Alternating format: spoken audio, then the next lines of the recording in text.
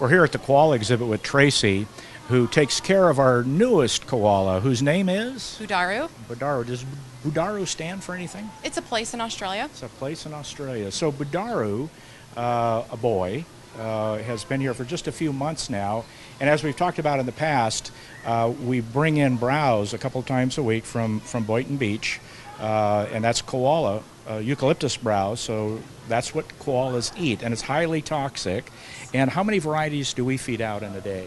We feed out 5 different varieties, and we get about 8 different varieties delivered to us every week. And they just eat the very tops of that eucalyptus, correct? That's right. They eat just the tips, and that's where most of the moisture is, which is the only place they get their moisture. Yeah. They do not drink water. Isn't that interesting? They don't drink water, so they have to get it from the eucalyptus browse. Now, eucalyptus is highly toxic, and koalas can digest this. One of the reasons they sleep so long is their systems are digesting these toxins. So they sleep about how many hours a day, and how many hours are they active? 18 to 20 hours of sleep, about 4 hours of activity. And that activity could be anything from breeding to eating or moving from tree to tree in the wild.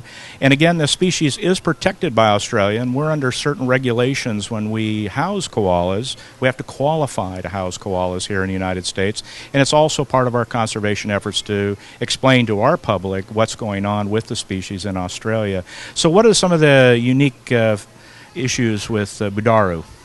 Issues. Budaru can be a little feisty. Yeah. When we have to handle him. We have to be very careful. He gets a little aggravated with men. So he makes noises. He bellows and growls a little bit. As far as any other issues, koalas are just very interesting animals. You know, it's interesting. People think these are cute, cuddly little animals, but they really aren't. They have pretty good claws on the end of their hands, their feet, and they use those quite accurately. In fact, that's how they get up and down trees, obviously. They have to use those to be able to climb. So the impression is they're just this cuddly animal when, in fact, they aren't. Now, the male also has what appears to be a dark spot on his upper chest. And what is that? That's a scent gland, and he'll rub that on the posts in there. They do that in the wild as well, to let other koalas know where they are, what their territory is. Yeah, that's also interesting. Their vocalizations, as you started to mention, a male in full breeding courtship almost sounds like a lion roaring. If you were to hear it in the wild, you'd wonder, my gosh, are we being surrounded by a lion? So an interesting animal.